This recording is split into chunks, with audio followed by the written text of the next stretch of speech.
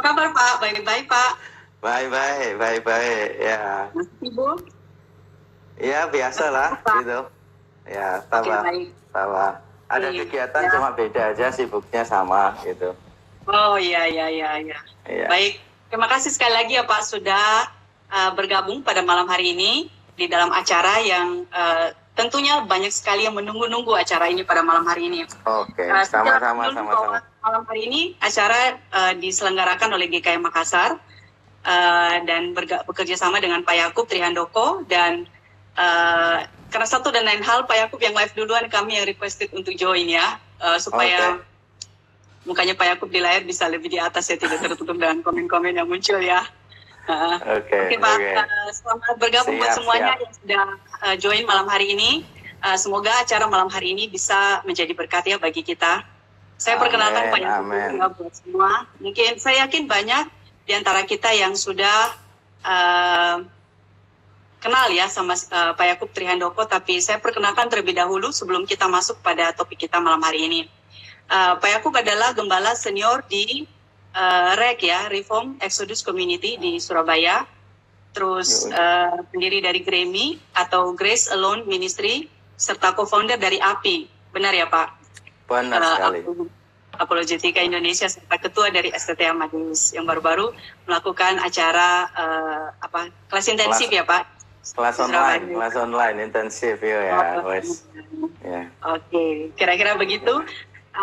Kita mungkin langsung saja ya Pak kepada topik kita malam hari ini. Jadi kita akan membahas topik pandemic, is it the end of the world? Atau apakah pandemi itu yang sedang terjadi saat ini adalah tanda dari akhir zaman? Menurut Pak Yakub, kenapa Pak topik ini penting untuk kita bahas pada malam hari ini? Menurut Pak Yakub bagaimana? Iya, mungkin begini ya, yang kita perlu pahami dulu. Banyak orang itu sekarang sedang bingung karena wabah COVID-19 ini kan benar-benar membuat kita itu kayak gelagapan gitu, tergopoh-gopoh menghadapinya. Dan seperti biasa, kalau terjadi sesuatu yang sifatnya buruk dalam skala besar yang global, maka orang mulai memikirkan, wah jangan-jangan ini akhir zaman, jangan-jangan ini akhir zaman. Dan beberapa hal mereka coba temukan dan kaitkan. Misalnya kita melihat semua sekarang pakai online, mau bicara online, khotbah online, sekolah online, kerja online. Berarti kan data kita masuk semua di situ tuh, gitu. Lalu ada orang yang berspekulasi bahwa, nah itu caranya antikristus sebetulnya, karena nanti antikristus akan mengontrol semua orang, termasuk lewat apa? Lewat teknologi semacam itu. Jadi nanti kalau data kita sudah ada di tangannya antikristus, nanti begitu dia datang, dia akan mengontrol semua orang. Jadi orang kalau nggak mau ngikut aturannya antikristus, dia tidak akan bisa lagi untuk hidup di dunia ini. Nggak bisa beli, nggak bisa jual, nggak bisa makan, dan seterusnya. Lalu dikaitkan juga dengan rencana beberapa orang, termasuk Bill Gates gitu kan. Rencana Bill Gates untuk membuat cashless society atau cashless world. Jadi dunia yang tanpa uang kontan gitu, tanpa uang kertas gitu kan. Semuanya serba cashless semuanya. Nah ini semakin meyakinkan orang, wah kalau kita punya duit kan bagaimanapun antikristus nggak bisa mengatur kita. Kan kita bisa pakai duitnya untuk beli di warung mana. Tapi nanti kalau pas sudah nggak pakai duit, semuanya pakai kartu, pakai teknologi, nanti itu data kita kelihatan. Kalau kita misalnya orang Kristen gitu kan, wah begitu digesek kartu kreditnya gitu di restoran atau di warung, wah langsung ditolak, decline gitu kan. Apalagi kalau tahu ini Kristen Reform lagi suka marah-marah gitu kan, langsung di decline gitu kan. Nah ada yang punya pikiran bahwa oh ya itu nanti kita akan kesulitan, ada dunia yang tanpa uang. Yang juga di sinyal sekarang ini berkaitan dengan itu adalah apa? Termogan itu kan, jadi orang kalau ditembak gitu, di dahinya gitu kan, kemana-mana kan kita dengarnya gitu kan, kita dilakukan gitu. Jadi saya berapa kali juga gitu, mesti masuk gereja, masuk mana itu, mesti ditembak, terus diomongin 36 Pak, oh ya makasih sesuai sama umur di KTP gitu kan. Nah orang mulai menafsirkan kan, orang mulai menafsirkan gini, wah ini berarti itu apa? Antikristus sedang membuat kita itu kayak ready, dipersiapkan tanpa sadar gitu kan, supaya nanti pada waktu kita menerima tanda di dahi sama di tangan gitu, wah kita ini sudah terbiasa lah di scan gitu. Ini salah satu cara antikristus. Lalu mulai dipikirkan, wah cerita konspirasi globalnya seperti apa begitu. Lalu yang paling parah kan dikaitkannya dengan sidang WHO dan beberapa pemimpin negara besar yang mengadakan simulasi di pertengahan tahun lalu kan gitu. Jadi sekitar bulan Oktober tahun lalu atau bulan September, mereka itu mengadakan simulasi bagaimana seandainya dunia terjadi pandemik global. Mereka siap atau enggak dunia ini. Dan menariknya, mereka menjadikan contoh itu adalah virus corona, walaupun bukan yang COVID-19 ya, tapi corona kan sudah ada itu, MERS, SARS gitu kan, juga corona tipikalnya. Nah ini, tapi bukan corona yang 19 gitu. Nah ternyata kok sudah jadi, lalu orang mulai mikir, wah ini berarti konspirasi semua ini. Mereka semua antek-antek ini antikristus ini gitu. Jadi wabah ini adalah pekerjaannya si antikristus gitu. Supaya kita semua tidak ke gereja, kita semua diawasi dan seterusnya. Itulah kurang lebih mengapa masalah ini bisa muncul. Gitu. Iya Pak, soalnya ada yang bertanya melalui pertanyaan yang kemarin di story itu menanyakan apakah COVID-19 ini ada hubungannya dengan antikristus sebetulnya? Ya, tadi kita bahas ya itu ya gitu. Jadi memang ada orang yang mengait-ngaitkan seperti saya bilang tadi, memang beberapa orang mencoba untuk mengait-ngaitkan itu dengan antikristus. Cuma kan malam ini kita hadir di sini untuk meneliti apakah cara mengaitkan seperti itu adalah cara yang benar atau tidak. Justru ini kita ada untuk membahas itu sih gitu. Ya. Jadi jangan terlalu heboh dulu. Wah ini pasti antikristus, gitu kan. Akhir zaman, apalagi yang sudah duitnya nggak ada, begitu kan ya, kehilangan pekerjaan, gitu kan. Wah kapan Tuhan datang kembali? Rasanya kepengen cepat Tuhan datang. Gitu. Iya betul, karena lagi susah. Lagi susah ya. Tuhan datang itu keinginannya Pak. Jadi sebetulnya ada hubungan antara pandemi COVID-19 yang saat ini sedang terjadi itu dengan akhir zaman. Saya baru-baru baca buku Anthony Hoekema Pak, yang mengatakan bahwa kita pakai istilah tanda-tanda zaman itu biasanya mengekspresikan sesuatu yang ada hubungannya atau menjadi pendahuluan dan petunjuk akan datangnya kedatangan Kristus yang kedua. Nah sebetulnya ada hubungan antara COVID-19 ini dengan tanda dari akhir zaman itu. Ya oke. Sebelum menjawab kesalahan mungkin kita perlu perjelas dulu, klarifikasi. Kita membedakan zaman akhir dengan akhir zaman ya. Itu beda. Zaman akhir dengan akhir zaman. Zaman akhir itu muncul di dalam Alkitab juga. Dan itu merujuk pada kedatangan Kristus yang pertama itu. Jadi kedatangan Kristus yang pertama sebagai manusia itu adalah awal dari zaman akhir. Itu dicatat misalnya ketika Petrus mengatakan bahwa kita ini ditebus bukan dengan barang fana, emas, perak, tapi dengan darah yang mahal. Dan anak domba itu sudah dipilih sebelum dunia dijadikan, tapi baru menyatakan diri pada akhir zaman. Maksudnya itu zaman akhir, waktu Yesus datang sebagai manusia itu, di 1 Petrus pasal 1. Dan kemudian kita ingat nggak pada waktu peristiwa Pentakosta, orang-orang kemudian berbahasa lidah, ada lidah-lidah api, ada suara yang keras, dan orang mengira pengikut Yesus itu mabuk. Lalu Petrus berdiri dan menerangkan, mengutip dari Yoel kan, Petrus mengatakan bahwa mereka ini tidak mabuk. Tapi ini menggenapi nubuat dari Yoel bahwa pada hari-hari terakhir gitu, pada hari-hari terakhir Tuhan akan mencurahkan rohnya atas semua orang. Jadi kita perlu paham dulu bahwa yang disebut dengan zaman akhir itu bukan sekarang ini saja gitu loh. Tapi sejak zaman Yesus itu sudah disebut zaman akhir. Kalau kita tidak paham ini, nanti semua penjelasan saya akan tidak bisa dipahami dengan baik. Jadi kita harus meletakkan dengan kerangkanya ini. Jadi sejak awal Kristus datang, sampai nanti Kristus datang kembali yang kedua kali, nah inilah semuanya disebut sebagai zaman akhir. Nah kalau ditanya, tadi pertanyaannya, apakah wabah COVID-19 ini berkaitan dengan akhir zaman? Kalau saya jawab, segala hal berkaitan dengan akhir zaman gitu. Karena setiap kali kita hidup, ya periode berikutnya kan berarti semakin dekat sama akhir zaman, semakin dekat dengan akhir zaman. Tapi kita jangan lupa bahwa kita ini dengan para jemaat mula-mula di abad pertama sudah memasuki zaman akhir gitu.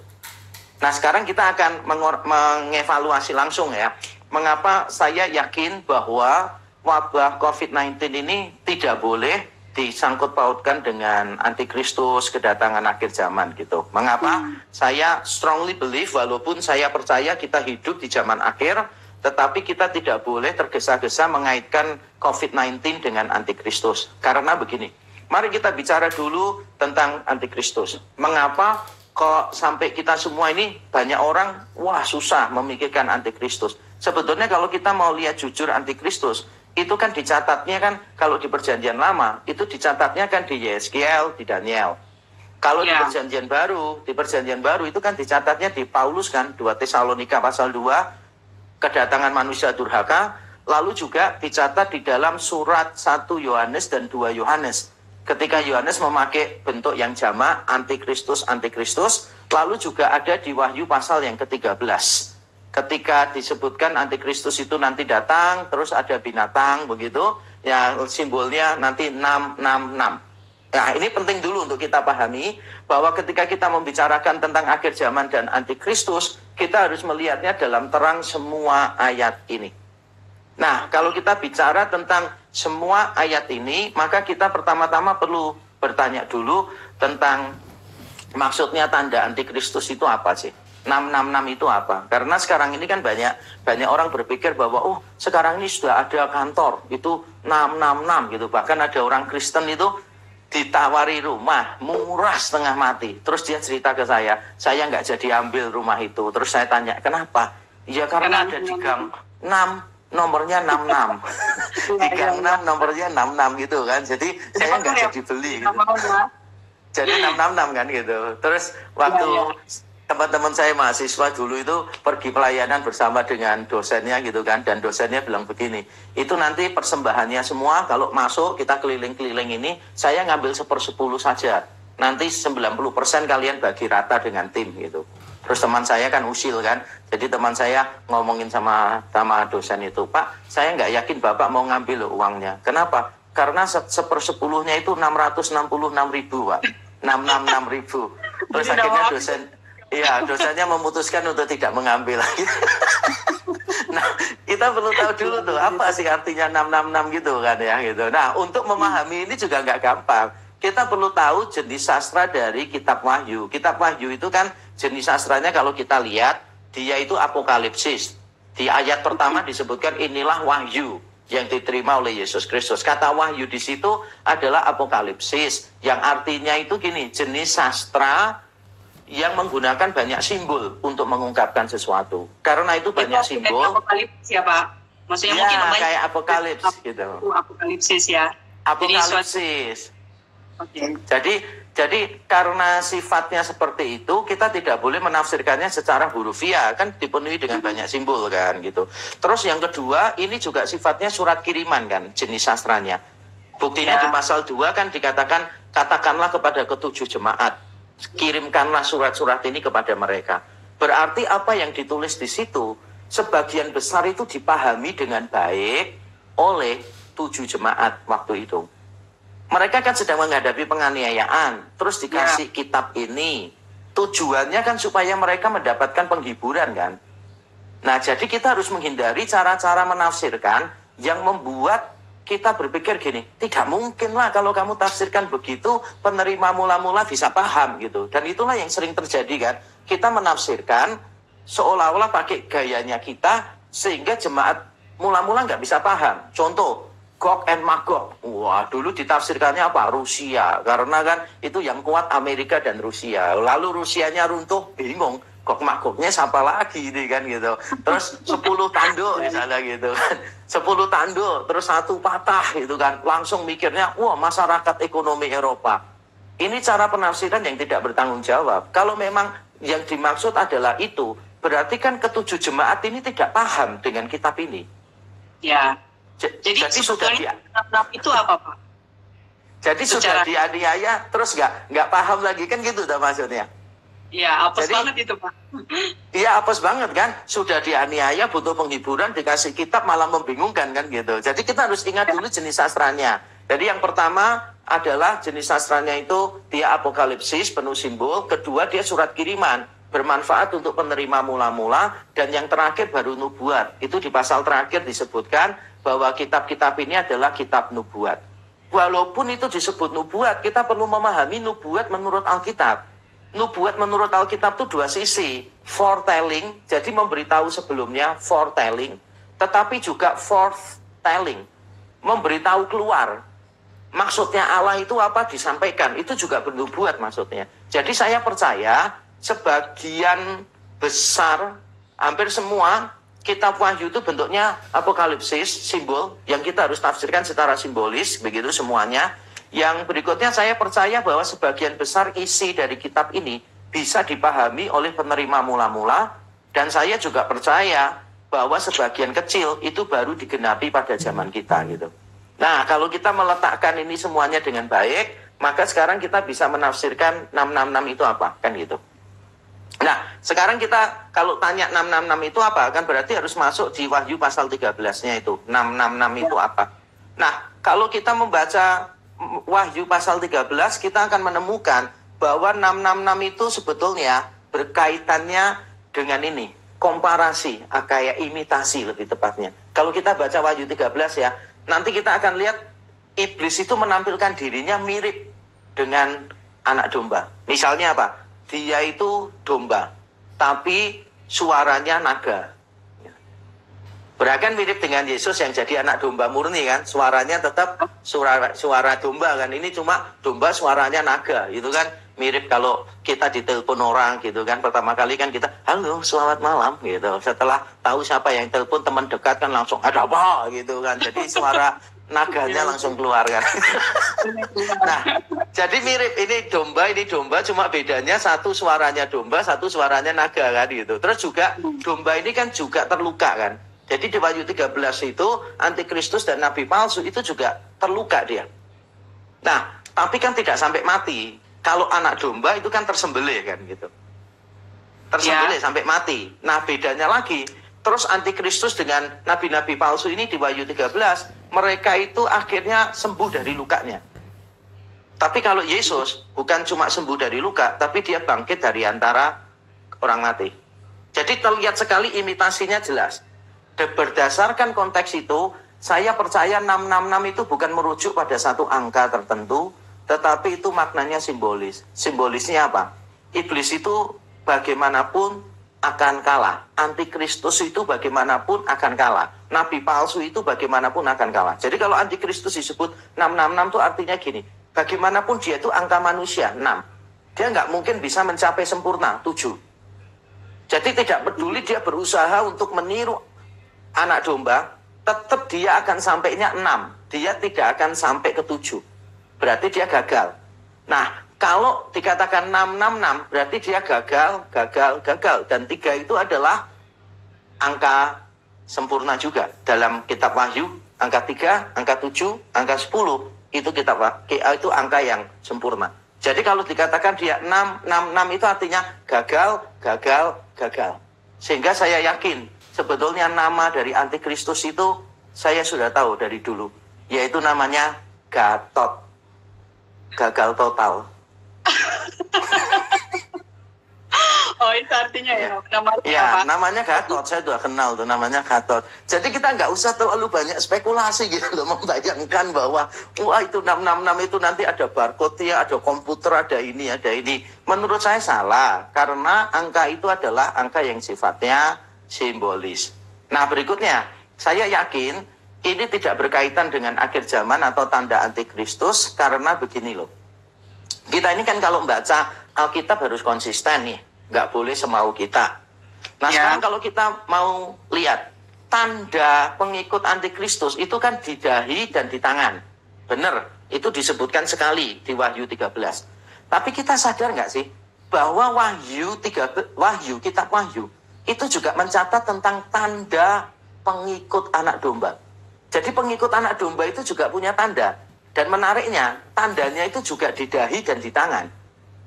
Nah, lebih menarik lagi, disebutkannya lebih banyak daripada tanda antikristus. Tanda antikristus di dahi dan tangan itu cuma muncul di Wahyu 13. Tapi kalau tanda pengikut anak domba itu muncul di pasal 7 misalnya, di pasal 14 misalnya. Bahkan setelah tanda antikristus, tepat setelah itu, muncul di pasal 14-nya, Tuhan memeteraikan 144.000 pengikut anak domba yang memiliki tanda pada dahi dan tangannya. Lalu di akhir kitab Wahyu juga muncul lagi, para pengikut anak domba itu punya tanda di dahi dan di tangannya.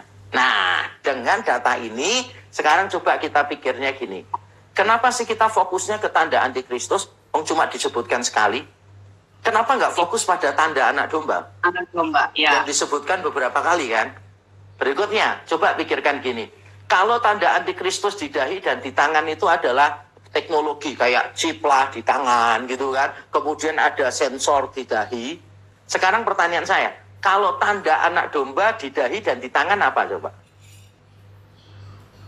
Ya harusnya konsisten dong. Harusnya sama kan ya? Ya. Jadi kalau tanda pengikut antikristus di dahi itu adalah semacam sensor, maka tanda pengikut anak domba di dahi juga sensor dong. Ya. Kalau di tangan itu chips, berarti juga pengikut anak domba juga pakai chips dong. Berarti kalau nanti kita dikasih chips ya jangan langsung bilang ini antikristus. Siapa tahu Tuhan itu butuh chips untuk mengawasi kita. Karena Tuhannya kurang berkuasa. Kenapa? Jadi maksudnya ini saya mau perjelas dulu. Jadi maksudnya itu tanda, jangan hanya menekankan tanda yang bicara tentang antikristus di dahi dan di tangan, karena itu sebetulnya minor ya dibandingkan dengan tanda anak domba yang sebetulnya dijelaskan lebih banyak dalam Alkitab. Gitu ya Pak? Benar. Ya. Jadi fokus kita itu harus benar, jangan salfok di tengah situasi apapun, jangan salfok. Yang tidak ditekankan Alkitab jangan ditekankan. Fokuslah kepada tanda anak domba. Nah, yang berikutnya adalah kalau kita menafsirkan tanda di dahi pengikut antikristus, harusnya kan penafsiran yang sama kita terapkan kepada pengikut anak domba kan? Ya. Karena sama-sama di dahi dan di tangan, sama-sama ada di kitab yang sama. Bahkan muncul di pasal 13 dan 14 sebelahan lagi. Langsung, right away. Gitu. Masa kita akan menafsirkan, oh tanda di dahi pengikut antikristus ini sensor teknologi, tanda di tangan pengikut antikristus adalah chip, tapi tandanya Kristus bukan itu. Ya kan lucu sih. Nah kalau kita menganggap bahwa tanda pengikut Kristus itu teknologi, kok lucu ya? Kenapa Kristus perlu teknologi untuk mengawasi kita? Ya nanti kalau kita nggak nyalakan GPS location-nya kan Kristus bingung cari-cari kita gitu.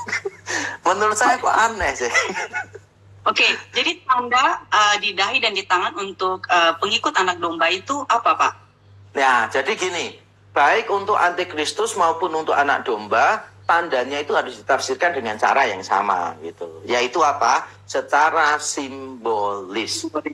Oke. Tanda itu di dahi itu artinya cara berpikir kita, gitu. Jadi antikristus itu nanti para pengikutnya akan mengadopsi cara pikirnya antikristus yang akan selalu melawan Allah. Gitu. Nah pengikut anak domba juga tanda di dahi itu berarti yang mereka pikirkan terus itu adalah Allah, kepentingan Allah, kemuliaan Kristus. Nah kalau tanda di tangan itu juga sama, itu artinya simbolis karena kitabnya kan apokalipsis gitu. Jadi kita harus memahaminya ini sebagai simbol. Simbol apa? Simbol tindakan kita. Jadi dahi itu cara pandang kita, tangan itu adalah dari tindakan kita.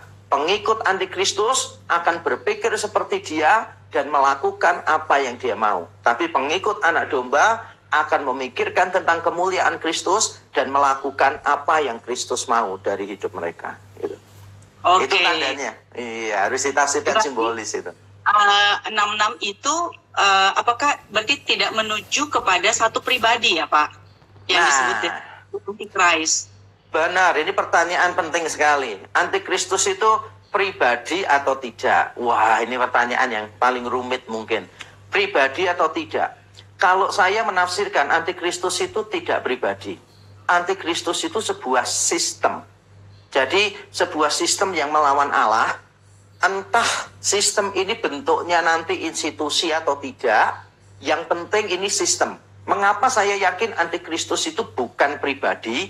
Karena begini, kalau kita membaca ayat-ayat tadi, Yeskiel, Daniel gitu, kemudian 2 Tesalonika pasal 2, 1 Yohanes, 2 Yohanes, dan Wahyu 13, maka kita menemukan bahwa antikristus itu sudah datang.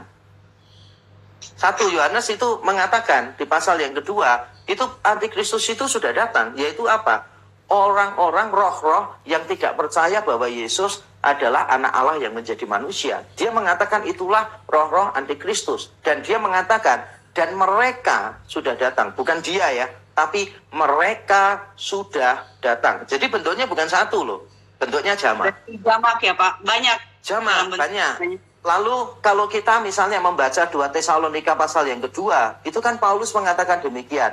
Kamu tahu bahwa dia sudah ada, tapi kamu tahu juga apa yang menahan dia. Nah sekarang kalau kita menafsirkan manusia durhaka di 2 Tesalonika 2 itu yang akan nanti menajiskan bait Allah dan seterusnya, kalau kita tafsirkan itu antikristus, bagaimana jemaat Tesalonika itu bisa paham bagian itu? Karena Paulus mengatakan kamu tahu bahwa dia sudah ada loh, dan kamu tahu apa yang menahan dia. Masa kita akan memikirkan bahwa antikristus itu seorang manusia yang immortal, yang nggak bisa mati? Sejak zaman abad pertama sudah ada. Dan nanti abad terakhir dia akan muncul lagi. Masa kita akan menafsirkan orang ini? Ya nggak mungkin lah. Jadi saya percaya bahwa antikristus itu bentuknya jamak. Itu semangat korporal gitu. Jadi semangat yang besar untuk melawan Allah, melawan kerajaan Allah. Nah, entah, ini jangan salah paham, entah nanti di zaman kita atau kemudian gerakan-gerakan ini, semangat-semangat melawan Allah ini akhirnya menyatu menjadi sebuah kekuatan atau tidak, kita tidak tahu. Alkitab tidak membahas ke sana. Alkitab cuma membahas bahwa nanti memang ini semakin akhir zaman ini akan semakin mengental perlawanan-perlawanan kepalsuan. Jadi antikristus akan bekerja dengan kepalsuan-kepalsuan, dengan mujizat-mujizat apa segala macam gitu untuk deceiving, untuk menipu banyak orang Kristen, untuk menyesatkan banyak orang Kristen. Jadi saya meyakini bahwa antikristus sebetulnya lebih ke arah kuasa atau lebih ke arah sistem berpikir yang melawan Allah.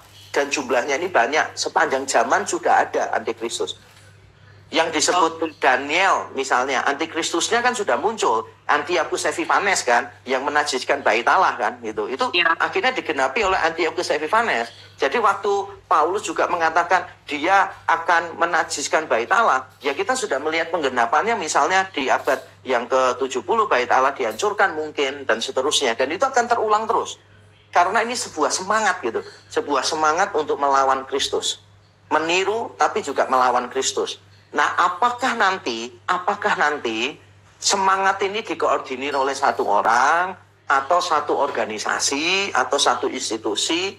Kita nggak tahu karena Alkitab tidak memberi petunjuk yang jelas ke sana. Ya. Oke, jadi balik lagi ke pertanyaan yang tadi Pak. Jadi sebetulnya apakah ada hubungannya pandemi COVID-19 ini dengan tanda akhir zaman tadi itu sebetulnya menurut Pak Yakub tidak ada hubungannya ya sebetulnya ya Pak? Tidak ada hubungannya. Tapi saya yakin bahwa kita sedang berada di zaman akhir. Sejak abad pertama itu kita zaman akhir. Dan ini kan semakin banyak kesusahan global kan gitu. Ya nanti kita lihatlah, sih nanti ke depan itu tanda-tandanya kan banyak tuh. Ada peperangan, ada kelaparan, ya kan? Ada penyakit, ada macam-macam gitu kan. Kita kan baru melihat satu kan. Kita baru melihat satu yaitu penyakit ini, wabah. Dan wabah ini pun juga kita nggak perlu terlalu heboh, walaupun ini global ya. Tapi coba kita pikirkan, sebetulnya jumlah yang mati gara-gara COVID-19 tiap hari ya, masih kalah dengan jumlah yang mati gara-gara sehari-hari mati. Jadi sebelum COVID-19 ini, kalau kita hitung orang yang mati, itu setiap detik berapa ratus orang mati coba di seluruh dunia. Dibandingkan dengan orang yang mati gara-gara COVID-19 ini loh. Jumlahnya sedikit. Bahkan orang menganggap bahwa sebetulnya jumlah total yang ini COVID-19 dibandingkan dengan TBC di Indonesia misalnya, penyakit misalnya influenza biasa, itu masih kalah. Masih lebih besar jumlahnya. Ya, saya pernah coba cari itu satu data, ternyata orang yang menderita karena influenza biasa itu setiap tahunnya bisa 350.000 orang yang meninggal. Itu baru satu penyakit kan. Kalau ditambah dengan yang lain, saya yakin jumlah orang yang mati gara-gara COVID-19 ini sebetulnya tidak terlalu signifikan. I have to say sorry untuk mereka yang kehilangan keluarganya yang menderita karena COVID-19. Tapi ini masalah statistik kan gitu. Jadi kita nggak boleh terlalu membuatnya jadi heboh banget gitu kan. Gitu. Karena apa? Karena apa yang terjadi sekarang ini jumlahnya tidak seberapa signifikan dibandingkan dengan penyakit-penyakit lain gitu. Nah, belum ada kelaparan juga dong, peperangan apa semua, ini kan global gitu, sifatnya terjadi simultan kan gitu. Nah, kita kan belum sih, kalau wabahnya global, kelaparannya kan masih lokal ya kan, tiap keluarga kelaparan. Di rumah kita masing-masing susah cari makan maksudnya. Ada yang bertanya begini Pak, apakah sebetulnya di dalam ada siklus itu bencana di dalam Alkitab? Karena katanya saya belum cek datanya ya. Tahun 1720, 1820, 1920, 2020 itu kayaknya hanya sama ya. Apakah ada arti dari siklus itu atau sebetulnya bagaimana menurut Pak Yakub tentang hal itu? Ya, ada beberapa orang yang memang berspekulasi kan, ini dilihatnya kok angkanya kok sama terus gitu. Tapi saya yakin ada beberapa yang wabah itu jumlahnya yang ditaruh di situ sebetulnya itu tidak terlalu konsisten. Maksud saya begini, orang yang membuat daftar itu dia harus tahu ketika dia mau memasukkan wabah ini, wabah ini, wabah ini, wabah ini. Kan ada banyak wabah lain yang terlewatkan. Ya. Dan dia kan juga perlu ngitung kriterianya memasukkan wabah-wabah itu di situ seperti apa. Dan saya perhatikan memang ada beberapa peristiwa misalnya kayak Black Plague yang di abad yang ke-14 ya atau 15 gitu kan. Terus kemudian wabah itu kematian Death Plague yang pada zamannya Martin Luther gitu kan di Wittenberg gitu. Apakah kita akan menganggapnya sama atau tidak? Dan bagaimana dengan kematian-kematian yang lain yang sebetulnya jumlahnya jauh lebih banyak daripada wabah ini. Daripada wabah yang disebutkan tadi itu loh. Misalnya, Perang Dunia Kedua itu menelan korban begitu banyak pun. Perang Dunia Kedua menelan korban sangat banyak. Peperangan di Tiongkok, 3 dinasti bertengkar itu 3 kerajaan. Wah, itu juga menelan korban itu sangat banyak sekali. Jadi kita harus berhati-hati, jangan sampai kita mudah percaya pada statistik yang kalau menurut saya itu gato entuk gitu, ngerti ya? Kalau orang Jawa bilang gato entuk, ilmu cocoklogi gitu loh. Pokoknya dicocokkan aja lah gitu, cocoklogi gitu. Tapi kan ada beberapa wabah yang saya tahu tidak masuk di dalam kelompok-kelompok itu. Jadi saya tidak melihat Alkitab memberikan petunjuk sama sekali bahwa wabah ini nanti sifatnya akan rutin begitu kan ya, akan rutin gitu. Enggak sih, enggak ada ayatnya sama sekali. Oke, Pak. Sebenarnya antikristus tadi, ini saya bacakan ada satu pertanyaan tentang antikristus itu. Jadi bagaimana dengan penafsiran antikristus akan muncul dari suku Dan? Oke, jadi kalau menurut saya pandangan semacam itu masih terlalu jauh. Masih terlalu jauh itu satu, karena bagaimana kita menghubungkan teks itu dengan teks-teks yang tadi saya sebutkan itu loh. Dari Daniel, Yeskiel, dari 2 Tesalonika 2, 1 Yohanes, 2 Yohanes, dari Wahyu 13. Itu tidak ada cara untuk menghubungkan itu gitu. Jadi kita harus berhati-hati ketika kita membicarakan sesuatu tanda akhir zaman, kita sebetulnya membicarakan orang yang sama enggak, atau semangat yang sama enggak, atau ide yang sama enggak.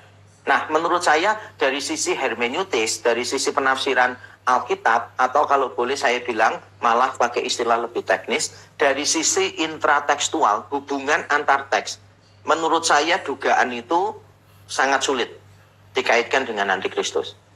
Yang kedua, di luar teksnya, sekarang ada kesulitan historis sih. Kesulitan historisnya begini, sekarang kita mau ngomong keturunan Dan itu Dan yang mana? Gitu, keturunan Dan itu maksudnya Dan yang mana sekarang itu? Dan kawan-kawan, dan lain-lain, dan seterusnya atau apa? Karena kan susah sekarang ini loh, kita memilahnya itu dari dulu sampai sekarang ini seperti apa gitu kan. Sangat susah sekali untuk dilakukan. Secara historis menurut saya sangat sukar untuk dilakukan. Dan apalagi tidak ada hubungan tekstual ya. Itu yang membuat saya yakin sebetulnya tidak terlalu berkaitan. Jadi posisi saya begini, mereka yang mencoba menduga antikristus itu dari keturunan Dan, mereka harus memberikan bukti-bukti yang lebih kuat. Burden of proof itu ada di mereka gitu. Untuk menunjukkan ada intratekstual di antara ayat-ayat tadi, atau paling tidak walaupun tidak ada intratekstualitas, paling tidak ada keterkaitan ide lah gitu, yang kuat ya. Karena menurut saya pandangan itu tidak terlalu dominan di dalam sejarah gereja pun, dari dulu sampai sekarang hanya muncul nggak terlalu dominan pandangan itu. Ya. Oke, Pak, ada pertanyaan karena yang sehubungan dengan kalau antikristus itu merupakan sebuah sistem atau itu yang apa tadi itu semangat melawan Allah. Ada yang bertanya, apakah gereja yang tidak mengajarkan Injil yang benar itu dapat dikatakan sebagai antikristus? Iya, wah ini menarik sekali. Jadi kalau kita belajar sejarah penafsiran antikristus, malah kita melihat sebagian besar orang Kristen, terutama dari kalangan Protestan ya, itu meyakini bahwa antikristus itu somehow bagian dari kekristenan memang. Bagian dari kekristenan. Dan itu tampak sekali ketika Yohanes mengatakan bahwa antikristus itu dulu termasuk di antara kita, tapi tidak sungguh-sungguh menjadi bagian kita. Nah, semangat ini akan muncul terus kalau kita baca di 2 Tesalonika 2 misalnya, itu kan bunyinya itu kan seperti kayak manusia durhaka. Bukan orang yang tidak mengenal Allah, kan bukan gitu sih bahasanya itu loh. Kemudian dia akan menempati, menguasai bait Allah. Bahasanya itu kan bahasa-bahasa religius sih. Bukan untuk orang yang sekuler banget, yang nggak ada muatan religiusnya. Enggak. Apalagi kalau kita lihat di Wahyu 13, memang antikristus itu akan selalu meniru Kristus kan. Domba tapi suaranya naga dan seterusnya. Sehingga saya yakin sebetulnya antikristus sistem yang melawan Kristus ini itu tidak bisa dibatasi pada orang-orang yang di luar Kristen. Nggak bisa. Justru yang lebih kita sorot adalah orang di antara orang-orang Kristen sendiri, di kalangan kita sendiri. Mungkin negara Kristen lah, tapi semangatnya sekuler, seperti Amerika. Atau mungkin di antara gereja-gereja yang kelihatannya bertumbuh, tapi ajarannya sesat gitu. Ajarannya misalnya tidak percaya Yesus sebagai Allah, sebagai Tuhan, atau menganggap Roh Kudus sebagai kuasa, dan seterusnya. Ini semua itu yang ajaran-ajaran yang berbahaya ini. Saya tidak mengatakan mereka semua ini antikristus, bukan. Tapi kita harus berhati-hati bahwa segala sesuatu yang ingin meniru Kristus begitu, tapi bukan didasarkan pada Alkitab, menirunya gitu. Jadi menirunya itu bukan karakternya Kristus gitu kan, hatinya Kristus yang ditiru, bukan. Tapi yang ditiru itu cuma kuasanya Kristus. Apa? Kita mulai harus hati-hati. Kenapa? Karena antikristus dan nabi-nabi palsu juga punya kuasa mirip dengan Kristus. Oke. Jadi maksudnya ini Pak, sebetulnya yang disebut dengan di Antichrist itu sebetulnya bisa di mana saja dan siapa saja, termasuk sebetulnya mungkin di dalam tanda kutip kekristenan itu sendiri. Benar ya Pak? Sekali. Benar sekali. Kalau kita setia pada petunjuk-petunjuk di teks-teks tadi, memang kita harus berkata begitu. Unfortunately, we have to admit that. Ya. Di dalam sejarah penafsiran antikristus, malah banyak orang mengaitkan itu dengan paus sih. Terutama zaman reformasi. Tapi saya tidak pegang pandangan itu ya. Don't misunderstand me gitu. I'm just telling you something. Bahwa sejak zaman reformasi seterusnya itu banyak orang yang meyakini bahwa yang dimaksud antikristus itu adalah paus. Nah, contoh ini bukan paus orang ya, tapi kepausan. Nah, contoh ini memberitahu kita bahwa banyak orang melihat antikristus ini memang berkaitan dengan kekristenan. Antikristus ini memang berkaitan dengan kekristenan. Itu sih. Oke, jadi mungkin sebetulnya itu bukan sesuatu yang jauh-jauh ya, berarti dari kekristenan itu sendiri ya Pak ya. Jadi benar, kita justru sekali. harus lebih aware ya, lebih hati-hati terhadap hal ini. Lebih hati-hati. Ya, soalnya kalau kita lihat kan Kristus Mesias palsu, kan berarti ada kaitannya sama Yesus kan. Mesias palsu, Yesus Mesias, tapi ini Mesiasnya palsu. Tapi kan kesamaannya itu dalam hal apa? Alkitab secara konsisten mencatat kesamaannya itu dalam hal kuasa. Walaupun tidak benar-benar sama, Kristus pasti lebih berkuasa. Tapi kehebatan dari nabi-nabi palsu, Mesias-Mesias palsu, antikristus, kehebatannya apa? Pada kuasa. Jadi mirip dengan Yesus itu bukan mirip karakternya ya. Bukan, sama sekali bukan. Tapi dalam hal kuasa. Makanya kita harus hati-hati.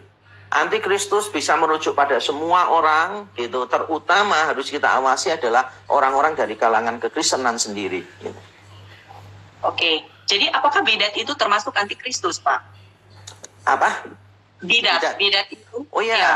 Kalau kita lihat bidat, ajaran sesat yang tidak percaya Kristus, Yohanes kan bilang, yang orang-orang roh-roh yang tidak percaya Yesus datang sebagai manusia, anak Allah menyelamatkan manusia dan seterusnya, itu adalah roh-roh antikristus.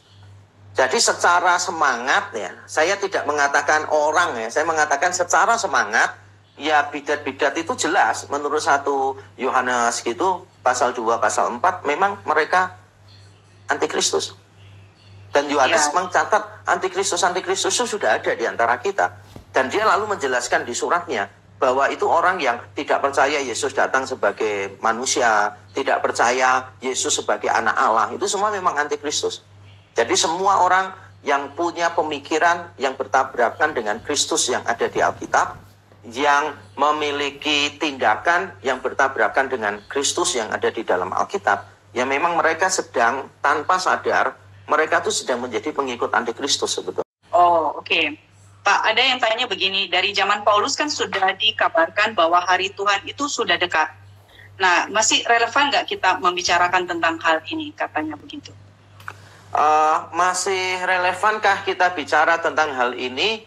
Menurut saya sangat relevan, sangat relevan. Kita ini kan makanya dari awal saya sudah sebutkan kan gitu. Dari awal makanya saya sudah sebutkan bahwa kita ini hidup di zaman akhir. Zaman akhir kan dimulai dari Yesus datang pertama kali kan. Itu zaman akhir itu di awal saya sudah membuat klarifikasi dulu supaya kita paham maksudnya.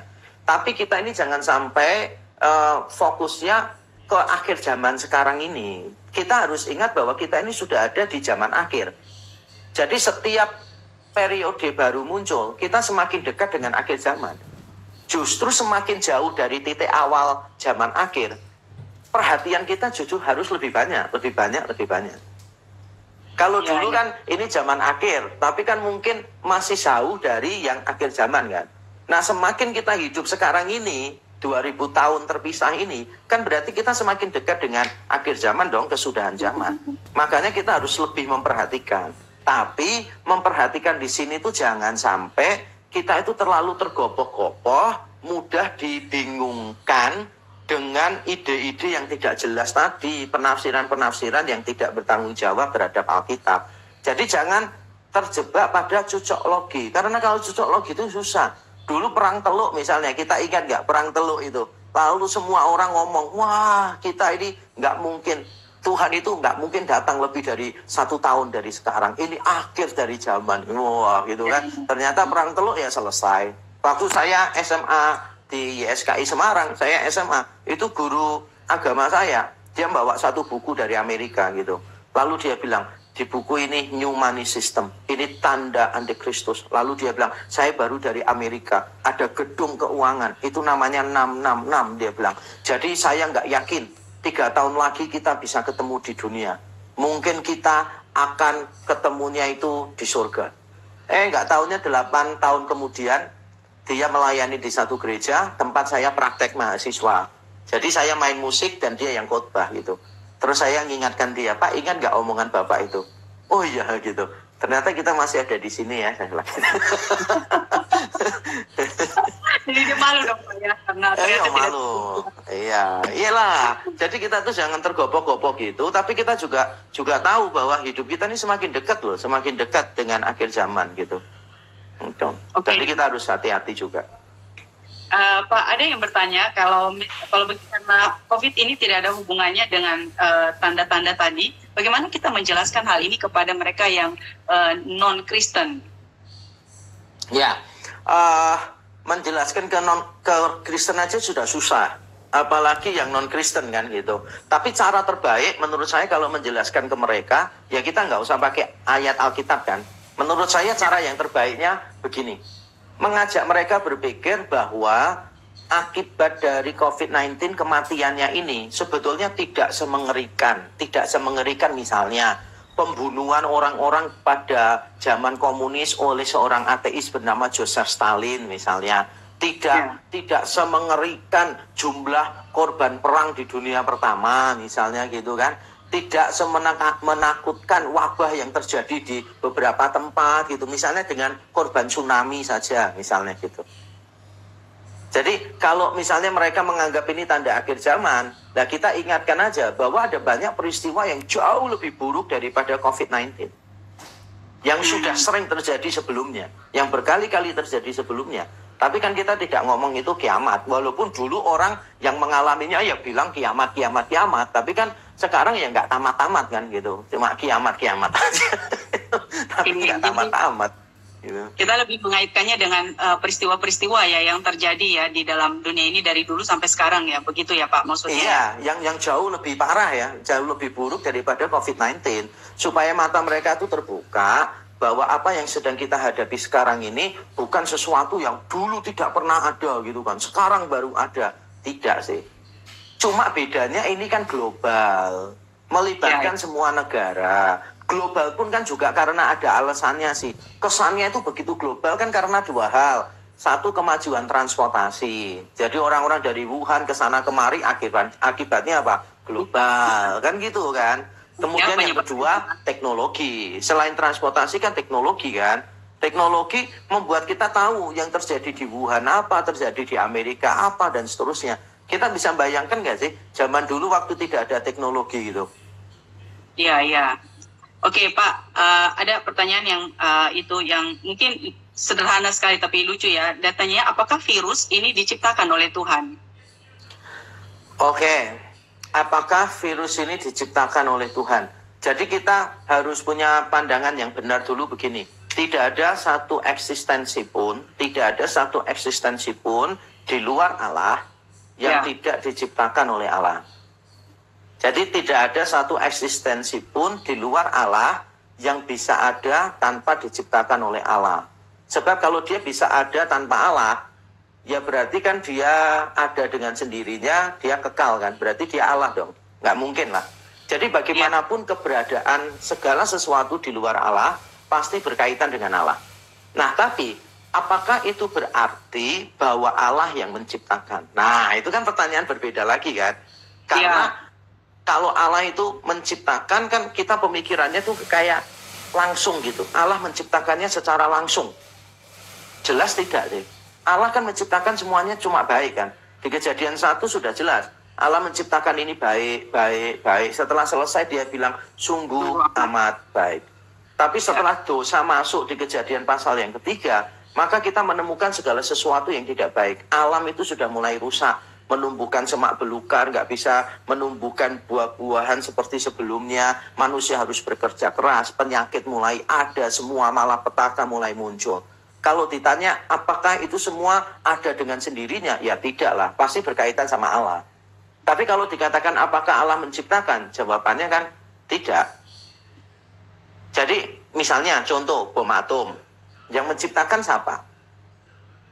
Ya nggak mungkin bom atom ada dengan sendirinya. Yang menciptakan ya manusia, ilmuwan. Yang menciptakan ilmuwan siapa? Ya Allah yang menciptakan gitu kan. Jadi ketika kita mengatakan Allah menciptakan virus COVID-19 nggak, kita harus mulai hati-hati menjawabnya. Tidak ada satu keberadaan pun di luar diri Allah yang bisa ada tanpa intervensi Allah. Tapi bukan berarti Allah langsung yang menciptakannya. Karena Allah selalu menciptakan yang baik, bukan yang buruk gitu kan. Oke, jadi segala sesuatu terjadi itu lebih karena Allah yang mengizinkan itu terjadi di bawah kontrolnya, tapi sebetulnya kita nggak bisa mengatakan bahwa itu diciptakan oleh Allah, begitu kira-kira ya Pak? Iya. Oke, waktunya tinggal sebentar lagi Pak. Mungkin setelah semua pembicaraan ini, apakah Pak Yakub bisa memberikan kesimpulan dalam beberapa kalimat tentang apa yang kita bahas pada malam hari ini? Ya, jadi kalau saya mau mengingatkan begini, kita jangan mudah menerima opini di luar tanpa kita mengkritisinya. Jadi tiap kali ada opini, ada data yang disebutkan orang, teliti dulu datanya akurat atau tidak. Yang kedua, teliti apakah Alkitab memberi dukungan untuk itu atau tidak. Jadi jangan sampai percaya, wah ada ayatnya kok. Ada ayatnya berarti Alkitabiah. Kalau ada ayatnya Alkitabiah, ya berarti iblis waktu mencobai Yesus itu Alkitabiah. Karena iblis kan mengutip dari firman Tuhan juga kan. Ya. Kalau sekadar mengutip ayat itu Alkitabiah, itu kan berarti kita akan menafsirkan para pengajar sesat itu Alkitabiah. Tapi kan kita tahu bersama, bukan begitu kan ceritanya. Kita tahu bersama, bukan begitu. Jadi kita yakini bahwa yang Alkitabiah itu maksudnya adalah sesuai dengan maksud penulisnya. Nah, untuk mengetahui maksud penulisnya, maka kita harus menafsirkannya dengan cara yang tepat. Jadi kalau menafsirkan kitab Wahyu, jangan hurufiah, jangan tidak konsisten. Harus konsisten, itu simbolis ya simbolis lah. Kalau kita masuk milih-milih, 666 itu hurufiah. Lalu kalau ditanya orang yang dimeteraikan pengikut anak domba 144.000, berarti jangan-jangan kamu nggak masuk loh di jumlah itu, karena udah fully book kan gitu. Oh enggak, kalau itu simbolis. Loh, kenapa kalau tandanya disebutnya hurufiah gitu kan. Nah ini tidak konsisten. Jadi mari kita berhati-hati mendengarkan opini yang beredar, terutama dalam situasi yang genting. Kita ini kan nggak bisa jernih dalam berpikir. Hati-hati, tenang saja. Lihat akurat nggak datanya, sesuai Alkitab atau enggak. Dan yang terakhir yang saya mau sampaikan adalah ini. Sebetulnya kalau kita membaca kitab Wahyu ya, sebelum ada meterai dibuka, sebelum sangkakala dibuka dan banyak persoalan muncul di bumi, kita harus ingat, itu kan mulainya pasal 6. Tapi kitab Wahyu itu dimulai dengan sebelum itu, dimulai dengan pasal 4 dan pasal 5. Pasal 4, pasal 5 menceritakan tentang apa? Menceritakan tentang keadaan di surga, ketika Allah bertahta, ketika anak domba ada di situ, ketika penghuni surga menyembah dia. Dengan kata lain begini, Allah itu mengontrol. Dari atas dia mengontrol segala sesuatu. Jadi kita tidak usah terlalu pusing dengan apa yang terjadi. Kalau menurut penafsiran doktrin saya, kalau penafsiran eskatologi saya, bahkan saya akan mengatakan begini, bahwa kerajaan 1000 tahun itu simbolis. Itu adalah masa yang sempurna. Antara kedatangan Kristus pertama sampai kedatangan Kristus yang kedua kali. Itu masa sempurna. 10 kali 10 kali 10, 1000.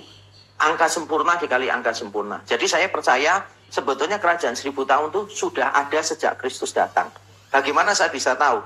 Karena kan perjanjian lama sudah menubuatkan nanti kerajaan Allah akan datang. Yohanes Pembaptis datang, memberitakan kerajaan Allah sudah dekat. Yesus pertama di awal pelayanan bilang kerajaan Allah sudah dekat. Di tengah-tengah pelayanannya di Matius 12 dia bilang, kalau aku mengusir setan dengan kuasa Allah, maka ketahuilah kerajaan Allah sudah ada di antara kamu. Jadi sebetulnya kerajaan Allah itu sudah ada, 1000 tahun itu sudah ada sejak zaman Yesus datang.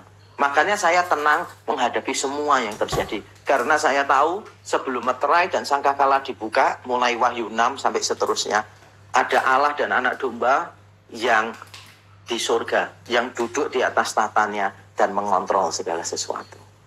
Weh, mantap. Iya, jangan khawatir. Kita jangan khawatir ya, dan jangan menghubung-hubungkan ya apa yang terjadi ini juga dengan apalagi secara hurufiah ya, dengan angka-angka yang disebutkan di dalam Alkitab itu. Oke Pak, sebetulnya kita masih ada waktu sekitar 5 menit lagi. Apakah ada pertanyaan?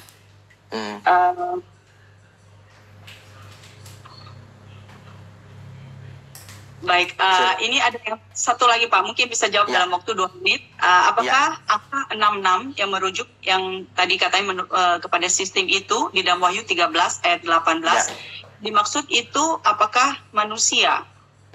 Angka 66 itu apakah manusia? Mungkin tidak ya, tadi Pak aku sudah jelaskan ya. Jadi kalau disebutkan di situ kan itu gini, itu adalah angka manusia. Maksudnya yang menjadi agen dari iblis, nabi palsu dan antikristus, ya memang mereka itu manusia. Cuma kan penekanannya bukan ke individu ya.